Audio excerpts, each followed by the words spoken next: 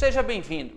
Os vídeos da Mãozinha em Física têm por objetivo tirar aquelas dúvidas e esclarecer aqueles conteúdos que são mais cobrados em vestibulares, provas de exames como o Enem ou na prova da sua escola. Eu sou Ives Urquiza e você está no Física Total. Se você ainda não está inscrito, inscreva-se. Assim, sempre que um novo vídeo for postado, e muitos vídeos serão postados, você fica sabendo e vem aqui para tirar suas dúvidas. Vamos juntos, fera! Acompanhe essa mãozinha. Fera, transformação isotérmica. Iso, a gente já sabe que é igualdade. E térmica fica bem na cara que está se referindo a temperatura. Então, uma transformação isotérmica é aquela em que evolui com temperatura sempre valendo a mesma coisa. É aquela que ocorre sem mudança de temperatura. É aquela que acontece com temperatura constante. Então, anote aí. Acontece com temperatura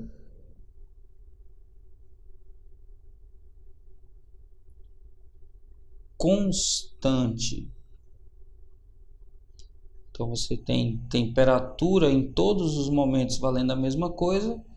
No final, a temperatura é igual à temperatura inicial. Quando a gente vai olhar para as relações entre pressão e volume, a gente percebe que se a temperatura não muda, quando você aumenta a pressão, você diminui o volume. E se você aumenta o volume, você diminui a pressão. Essa relação em que um aumenta e o outro diminui proporcionalmente é uma relação que a gente chama de inversamente proporcional. A gente pode então escrever que a pressão P varia de forma inversamente proporcional com o volume. Então a gente diz que a pressão é proporcional ao inverso do volume. Quando duas grandezas são inversamente proporcionais, o produto entre essas grandezas é constante. Anote isso aí também, que isso é importante. Se a transformação é isotérmica, o produto de volume vezes pressão é constante. Quando a gente vai representar isso nos diagramas, lá vamos nós.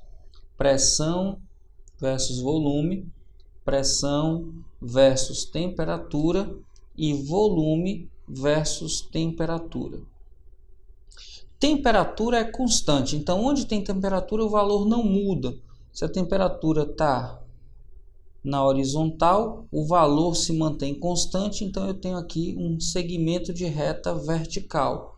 Idem, quando você tem pressão em função da temperatura. Para qualquer valor de pressão, a temperatura vale sempre a mesma coisa. O que muda é quando a gente tem o diagrama de pressão versus volume. Neste caso, a curva que é chamada de isoterma é uma hipérbole. Atenção, aqui essa curva que representa uma temperatura T1 é uma isoterma, mas esse lugar geométrico, essa curva é chamado de hipérbole. Se eu tiver uma temperatura diferente, eu vou ter uma hipérbole com uma distância diferente para o eixo das abscissas. E aqui atenção agora e muito cuidado. Para saber qual é a temperatura maior das duas, você traça aqui, olha, a bissetriz dos quadrantes ímpares. E aquela que estiver mais afastada da origem representa a maior temperatura. Neste caso, a temperatura T2 seria maior que a temperatura T1. Quanto mais afastada da origem é a curva, maior é a temperatura.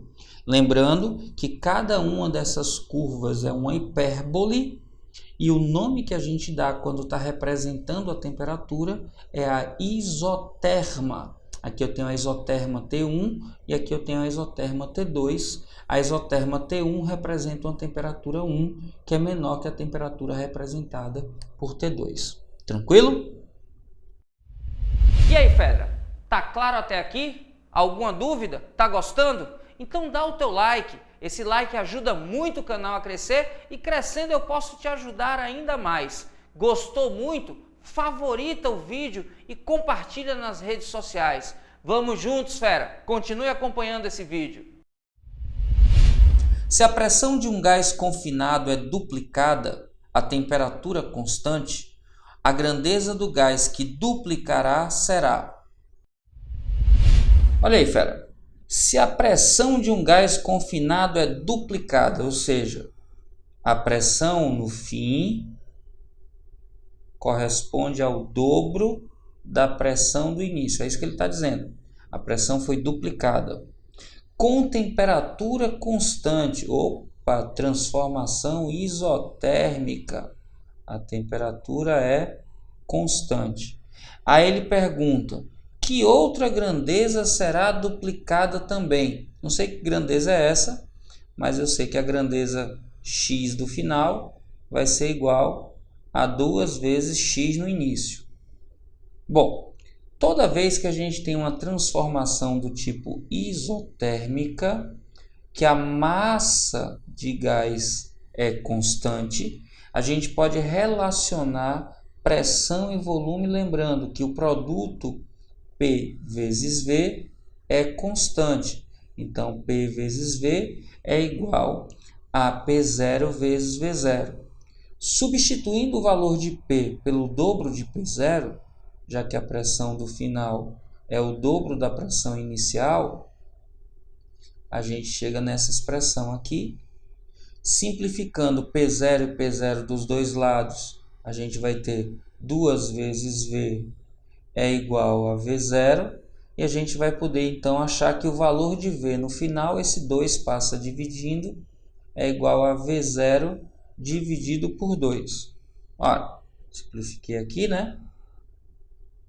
O valor de V no final é metade do valor de V no início. Então, eu já sei que esse X não pode ser o V.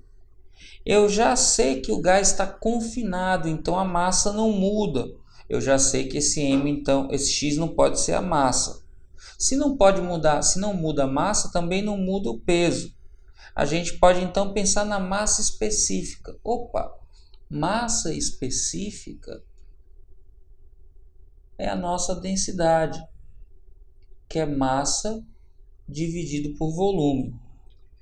Como a massa do corpo não variou, a massa de gás é constante, se o volume é dividido por 2,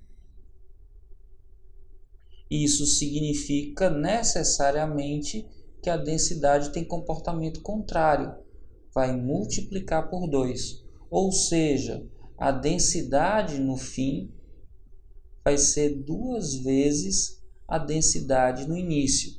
Então, essa expressão é válida para a densidade. Então, o meu X que eu estou procurando aqui vai ser a massa específica do gás. Qual é a alternativa que diz isso para a gente? A alternativa que diz isso para a gente é a da letra B. B de boazinha, B de tranquila, fácil demais. Bastava só você usar aqui a relação entre pressão e volume nas transformações isotérmicas, perceber que o volume reduziu para metade e lembrar que a massa específica é a razão entre massa e volume. Se a massa é constante e o volume diminui, a densidade aumenta. Se o volume diminui para metade, a densidade aumenta para o dobro. Simples assim. Um estudante observa que 15 litros de determinada massa de gás perfeito, a pressão de 8 atm, sofre uma transformação isotérmica, na qual seu volume aumenta de 1/3. A nova pressão do gás será de... Olha aí, fera. Ele está dizendo que um estudante observa que 15 litros, então o volume inicial aqui,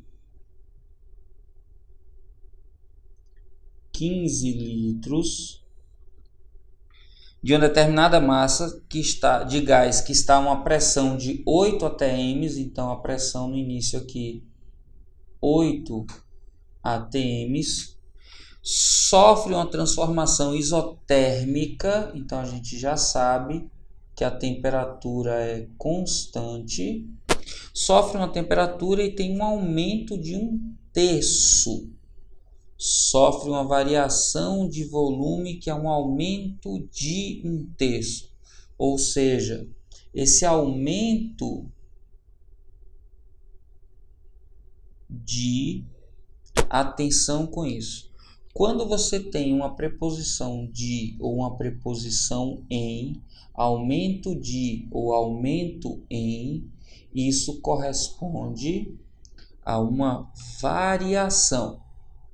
Quando digo que aumenta em 1/3, eu estou dizendo que a variação do volume correspondeu a 1/3. Se eu falasse em aumento para, aí eu estaria falando do valor final. Quando eu tenho a preposição de ou a preposição em, eu estou falando de uma variação. Quando eu tenho a preposição a ou a preposição para, eu estou falando de valor final. Se eu aumento para 100 graus Celsius a temperatura de algo, a temperatura final de algo é 100 graus Celsius. Se eu aumento de 100 graus Celsius, significa que a variação de temperatura desse algo é 100 graus Celsius. Entendeu a diferença? Então, como sofre um aumento de, eu estou falando em variação. Ele está dizendo que a variação no volume corresponde a 1/3. Mas corresponde a 1/3 do quê? Corresponde a 1/3 do seu próprio volume inicial. Então, a variação de volume é 1/3 do volume inicial, que era 15 litros. Então, essa variação é 1/3 de 15, vale 5 litros. Muita atenção e cuidado com isso.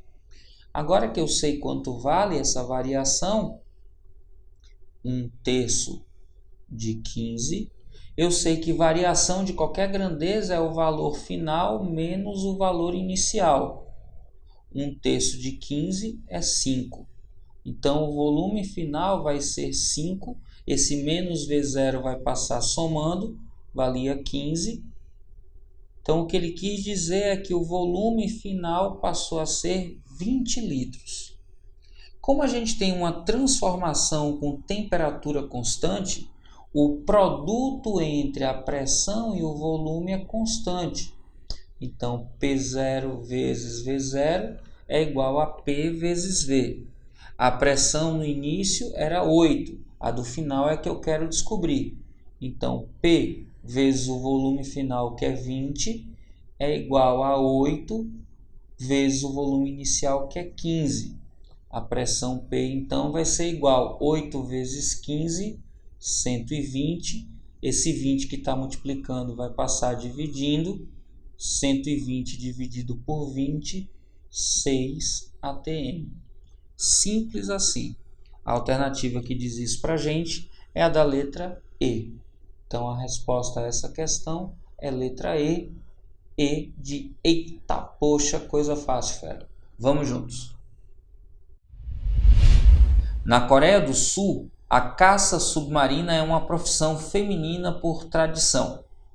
As Haenieus, nossa senhora, como é que pronuncia isso?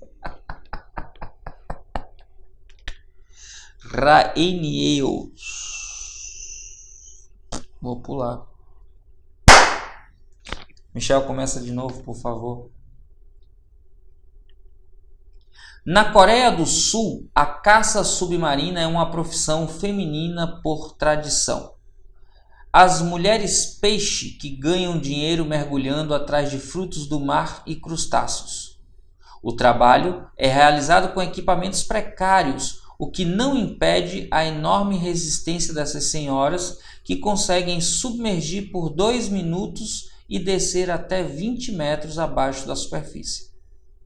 Supondo que o ar contido nos pulmões de uma dessas mergulhadoras não sofresse variação significativa de temperatura e se comportasse como um gás ideal, e levando em conta que a pressão exercida por uma coluna de água de 10 metros de altura equivale aproximadamente a 1 atm, a relação entre o volume do ar contido nos pulmões durante um desses mergulhos de 20 metros de profundidade, e o volume que esse ar ocuparia ao nível do mar, se a estrutura óssea e muscular do tórax não oferecesse resistência, corresponderia à pressão na superfície da água de 1 atm. A questão, fera, pede uma comparação. Atenção, ele quer saber a razão, a relação entre o volume de ar contido durante um desses mergulhos, que está aqui a 20 metros de profundidade, e o volume que esse ar ocuparia no nível do mar. Ora, à medida que essa bolha de ar vai subindo, por conta de menos água acima da bolha, tem menor pressão. Então, se eu diminuo a pressão, se a temperatura é constante, a gente tem um aumento do volume. Lembrando, quando a gente tem uma transformação do tipo isotérmica, a relação entre pressão e volume, aqui o produto da pressão final vezes o volume final, é igual ao produto do volume inicial pela pressão inicial. Diz na questão que a cada 10 metros de profundidade eu tenho o acréscimo de 1 atm. Então 20 metros de profundidade aumentam em 2 atm a pressão. Isso quer dizer que aqui no nível do mar a pressão é 0 e aqui embaixo a pressão é 2? Claro que não, porque no nível do mar a gente tem a chamada pressão atmosférica, que tem valor padrão de 1 atm. Isso quer dizer que aqui no nível do mar a pressão é de 1 atm e aqui embaixo eu tenho 2 atms a mais, já que são 20 metros, 10 metros aumenta 1 atm, outros 10 metros aumenta mais 1 atm, eu tenho 2 atms. Se no nível do mar é 1 e aqui embaixo eu aumento 2, aqui a pressão inicial é de 1 mais 2, 3 atms.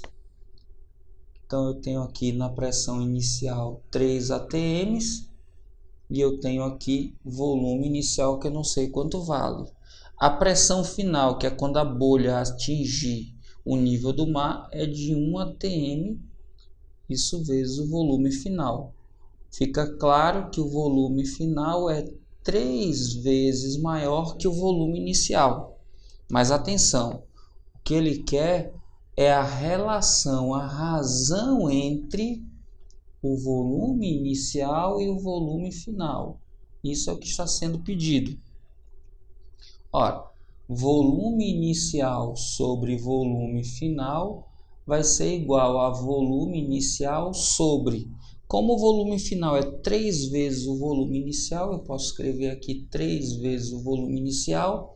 V0 em cima simplifica com V0 embaixo. Eu tenho então aqui 1/3. Quando a gente olha para as alternativas, nenhuma delas vale 1/3. Mas como ele quer aquela que mais se aproxima, então o volume inicial sobre o volume final vale aproximadamente 0,3. A alternativa que diz isso para a gente é a da letra A. A de aprovação. Aprovação que é seu destino, fera. Vamos juntos.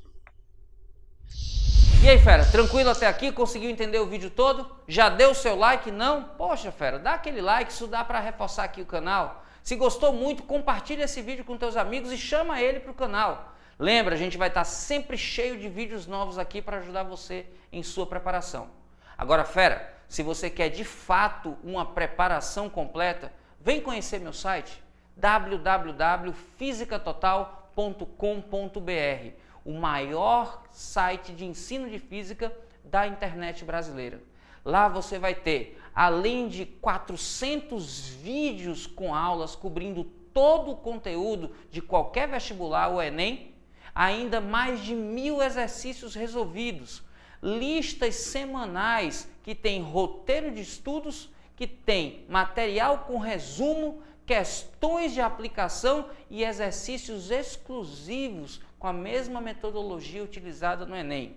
Temos turmas para medicina e nelas faremos aprofundamentos específicos. Fera, é o maior canal e o maior site de ensino de física da internet brasileira. Só está faltando você lá. Vamos juntos, fera. Esse é seu ano. Lembre que você pode.